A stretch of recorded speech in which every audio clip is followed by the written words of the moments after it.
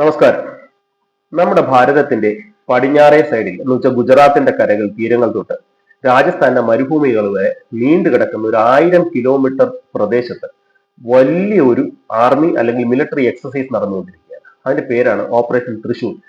ഈ തൃശൂരിൽ നമ്മുടെ നേവി, എയർഫോഴ്സ്, ആർമി ഈ മൂന്ന് സേനകളും സംയുക്തമായി സംയോജിതമായുള്ള എക്സസൈസ് നടത്തുന്നത്. ഇത് കൂടാതെ ഈ നമ്മുടെ അത്യാധുനികമായ ആയുധങ്ങൾ അല്ലെങ്കിൽ ഇലക്ട്രോണിക് വാർഫെയർ ഉപകരണങ്ങൾ, നമ്മുടെ മൈക്രോ ഫ്രീക്വൻസീസിലുള്ള ഉപകരണങ്ങൾ, ജാമറുകൾ, അതെല്ലാം സാറ്റലൈറ്റിന്റെ നിയന്ത്രണത്തോട് എല്ലാ ആയുധങ്ങളും എല്ലാ യുദ്ധ ഉപകരണങ്ങളും സാറ്റലൈറ്റുകളുടെ നിയന്ത്രണത്തോടുകൂടി അത്യാധുനികമായ രീതിയിൽ നടക്കുന്ന ഒരു എക്സസൈസ് ആണ് ഇപ്പോൾ നമ്മുടെ വെസ്റ്റേൺ ഫ്ലീറ്റിൽ കാണാൻ പറ്റുന്നത്. ഇന്ത്യ കുറെ ദിവസത്തിന് മുമ്പ് തന്നെ നോട്ടം പ്രഖ്യാപിച്ചിട്ടുണ്ട്. നോട്ടം എന്ന് പറയുന്നത് ആ ഏരിയയിൽ കൂടെ പോകുന്ന ഫ്ലൈറ്റുകൾക്കോ എയർക്രാഫ്റ്റുകൾക്കോ ഒക്കെ ഒരു മുന്നറിയിപ്പ് അല്ലെങ്കിൽ അതുവഴി പോകരുതെന്നുള്ള ഒരു നിരോധനം, ഇതൊക്കെയാണ് ഈ നോട്ടം എന്നുള്ളൊരു നിർദ്ദേശമാണ് കൊടുക്കുന്നത്, ഒരു മുന്നറിയിപ്പ് നോട്ടം പ്രഖ്യാപിച്ചിട്ടുണ്ട്.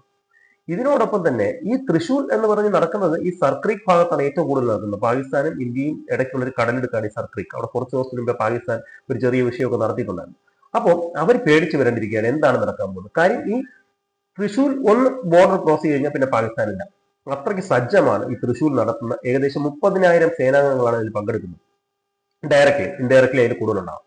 അപ്പോൾ ഇങ്ങനെ നടക്കുന്ന ഒരു എക്സസൈസ് അവിടെ നടക്കുന്നു. ഇതിനോടൊപ്പം തന്നെ സെൻട്രൽ കമാൻഡ് ഗോളിയർ ഏരിയയിൽ ഒരു നോട്ടം അവിടെയും പ്രഖ്യാപിച്ചിട്ടുണ്ട്. അവിടെ എന്ത് ആക്ടിവിറ്റിയാണ് നടക്കാൻ പോകുന്നതെന്ന് പറഞ്ഞിട്ടില്ല.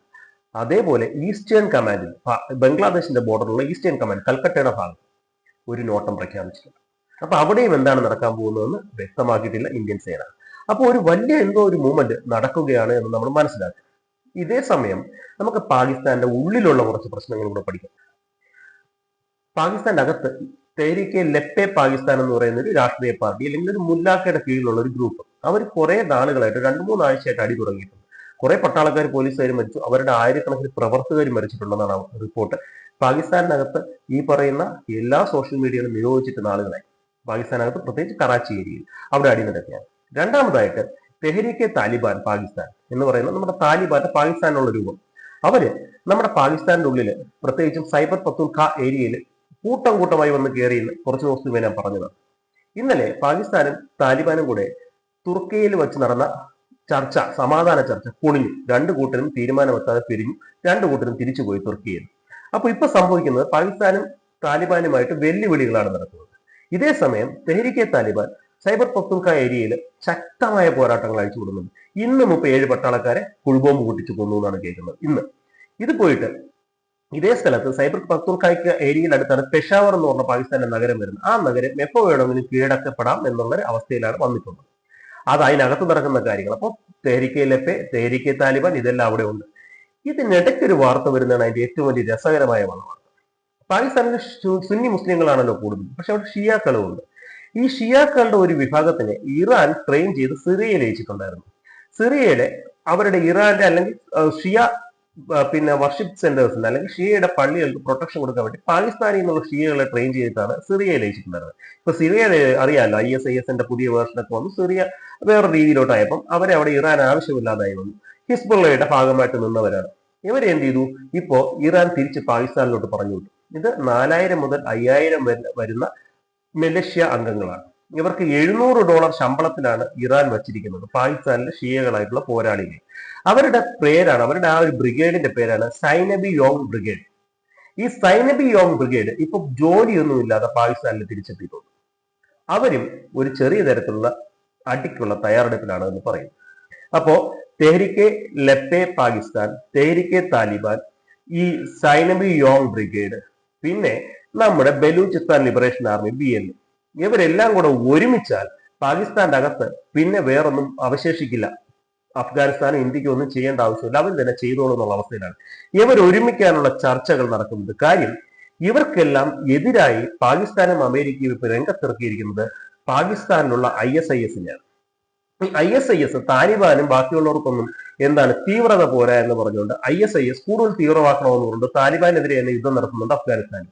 ഇതേ ISIS പാകിസ്ഥാനിലും അമേരിക്കയുടെ ആയുധത്തിന്റെ സഹായത്തോടു കൂടി ഇപ്പൊ എന്ത് ചെയ്യുന്നു? ഈ താലിബാന്, തെഹ്രീക്കെ താലിബാനെയും ബാക്കിയുള്ള കക്ഷികളെയും പാകിസ്ഥാൻ അകത്ത് നേരിടാൻ വേണ്ടി പാകിസ്ഥാൻ തയ്യാറാകുകയാണ്. അപ്പൊ ISIS-നെ നേരിടാൻ ഇവരെല്ലാരും കൂടെ, അതുപോലെ തന്നെയാണ് നമ്മുടെ ബലൂചിസ്ഥാൻ ലിബറേഷൻ ആർമിയും അപ്പൊ അവരെല്ലാരും കൂടെ ഒരുമിച്ചിട്ട് ഈ ISIS-നെയും പാകിസ്ഥാൻ പട്ടാളത്തിനെയും ഒരുമിച്ച് നേരിടാനുള്ള ഒരു തയ്യാറെടുപ്പ്, ഒരു തീരുമാനം എടുത്തു കഴിഞ്ഞാൽ അവിടെ തീരുന്ന പ്രശ്നമേ ഉള്ളൂ. പാകിസ്ഥാൻ എന്ന് പറഞ്ഞ രാജ്യം 8-9 കഷ്ണങ്ങളായി മുറിഞ്ഞു പോകുമെന്ന് ഞാൻ വെറുതെ പറയുന്നത്, മുറിഞ്ഞിരിക്കും.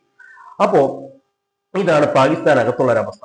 ഇതേ സമയത്ത് നടക്കുന്ന ഒരു കളി എന്ന് പറഞ്ഞു കഴിഞ്ഞാൽ നമ്മുടെ ഭാരതത്തിന് ഇന്ത്യക്ക് പുറത്തുള്ള ഏറ്റവും വലിയ ഒരു താജിക്കിസ്ഥാനിൽ ഒരു ആർമി ബേസ് ഉണ്ടായിരുന്നു, മിലിറ്ററി ബേസ് ഉണ്ടായിരുന്നു.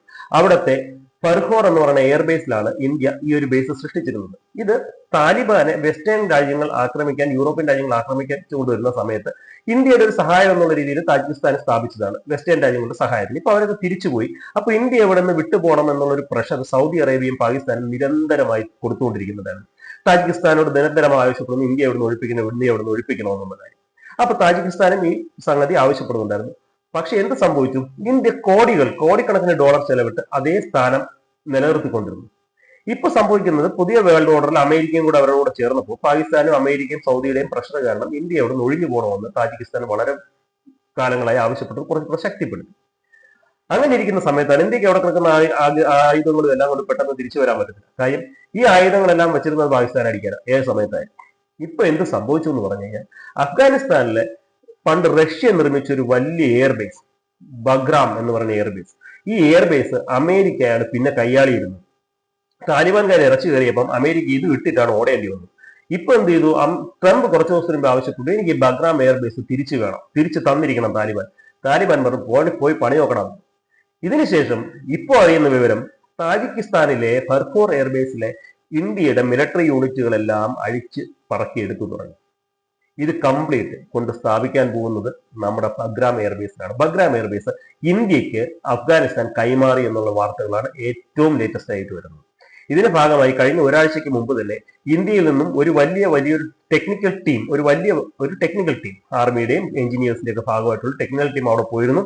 അവര് നിരീക്ഷണം നടത്തിയതിന്റെ ഫലമായിട്ട് ഇന്നലെ ഇന്ത്യയുടെ ഏറ്റവും വലിയ കാർഗോ ഫ്ലൈറ്റ്, എന്തൊക്കെ സാധനം കൊണ്ടാണെന്ന് പറഞ്ഞാൽ നിറയെ സാധനങ്ങളുമായിട്ട്, അതിന്റെ അകത്ത് എത്രയോ അധികം ടാങ്കുകൾ വരെ കയറും, എല്ലാമായിട്ട് ഈ കാർഗോ ഫ്ലൈറ്റ് ഇന്നലെ അവിടെ ലാൻഡ് ചെയ്തു, ബഗ്രാം എയർബേസ് ലാൻഡ് ചെയ്തു.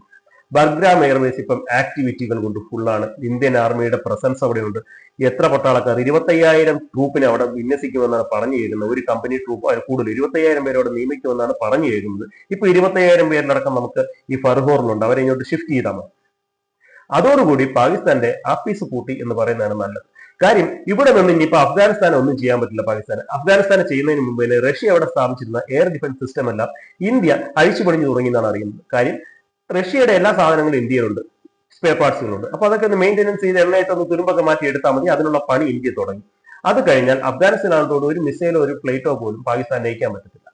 ഇതിന് വേറൊരു കളി എന്ന് പറഞ്ഞു കഴിഞ്ഞാൽ, ഇന്നലെ നടന്ന പാകിസ്ഥാനും അഫ്ഗാനിസ്ഥാനുമുള്ള മീറ്റിംഗിൽ അഫ്ഗാനിസ്ഥാൻ പാകിസ്ഥാനോട് ആവശ്യപ്പെട്ട എത്രയേ ഉള്ളൂ, ഞങ്ങളുടെ എയർ സ്പേസിൽ കൂടെ നിങ്ങൾ കടന്നുകയറ്റം നടത്തരുത്. ഞങ്ങളുടെ എയർ സ്പേസിൽ കൂടെ നിരന്തരമായി ഡ്രോണുകൾ പോകുന്നുണ്ട്. ഈ ഡ്രോണുകൾ നിങ്ങൾ അയക്കരുത്. ഈ എയർ സ്പേസ് നമുക്ക് സെക്യൂർ ചെയ്യണം എന്ന് പറഞ്ഞു. അപ്പൊ പാകിസ്ഥാൻ പറഞ്ഞു ഞങ്ങൾ വിടുന്നില്ല, അത് ഖത്തറിൽ നിന്ന് വരുന്ന ഡ്രോണുകളാണ് എന്ന് പറഞ്ഞു. അപ്പൊ ഖത്തറിൽ നിന്ന് എന്തിനാണ് ഡ്രോണുകൾ പാകിസ്ഥാനിലോട്ട് അഫ്ഗാനിസ്ഥാൻ ക്രോസ് ചെയ്ത് പോകണം? ഇത് പോകുന്നത് മുഴുവൻ ISIS-ന് മലനിരകളിൽ സഹായം കൊടുക്കാൻ വേണ്ടിയാണ് അമേരിക്കയാണ് അയക്കുന്നതെന്നാണ് ഇപ്പൊ അറിയുന്ന വിവരം. ഇതിന്റെ ഭാഗമായി കൂട്ടിപ്പറയാൻ ഒരു കാര്യം കൂടെയുണ്ട്. 8 ഒരു പട്ടാള കമാൻഡർ അടക്കം ഇന്നിപ്പം ഇവിടെ മരിച്ചിട്ടുണ്ട്. സൈബർ പഖ്തൂൺഖ്വ ഏരിയക്ക് കുറച്ച് താഴെയായിട്ട് മരിച്ചിട്ടുണ്ട്. നമ്മൾ പേഷാവറിനടുത്ത് മരിച്ചിട്ടുണ്ട്. അതിന്റെ കൂട്ടത്തിൽ മരിച്ചിട്ടില്ല, കൊന്നുകളഞ്ഞ് ചത്തിട്ടുണ്ട്. അതിനുശേഷം ഇപ്പൊ അറിയുന്നത് നമ്മുടെ ISIS-ന്റെ ഒരു കിടിലം ഈ പേഷാവറിനടുത്ത് അവരുടെ പട്ടാള ക്യാമ്പിനകത്ത് തന്നെ പ്രൊട്ടക്ഷൻ കൊടുത്ത് ജീവിപ്പിക്കുന്ന കുറെ ISIS-ന്റെ നേതാക്കളുണ്ട്. പട്ടാളത്തിന്റെ ഗസ്റ്റ് ഹൗസിൽ, പേഷാവറിനടുത്തുള്ള പട്ടാളത്തിന്റെ ഗസ്റ്റ് ഹൗസിലാണ് അവർ താമസിക്കുന്നതാണ് പത്രമാധ്യമങ്ങളിൽ റിപ്പോർട്ട് ചെയ്യുന്നത്.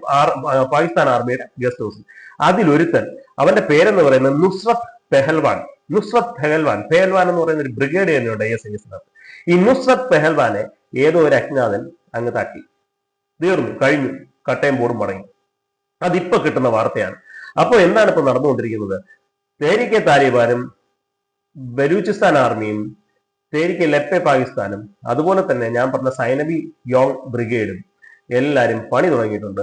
അതിനോടൊപ്പം പാകിസ്ഥാനെ 4 ചുറ്റിനും വളഞ്ഞ്, ഈസ്റ്റിലും വെസ്റ്റിലും സൗത്തിലും നോർത്തിലും ഒക്കെ വളഞ്ഞ് ഇന്ത്യയും അഫ്ഗാനിസ്ഥാനും കൂടെ നിപ്പുണ്ട്. ഒരു സൈഡിൽ ഇറാനും നിപ്പുണ്ട്.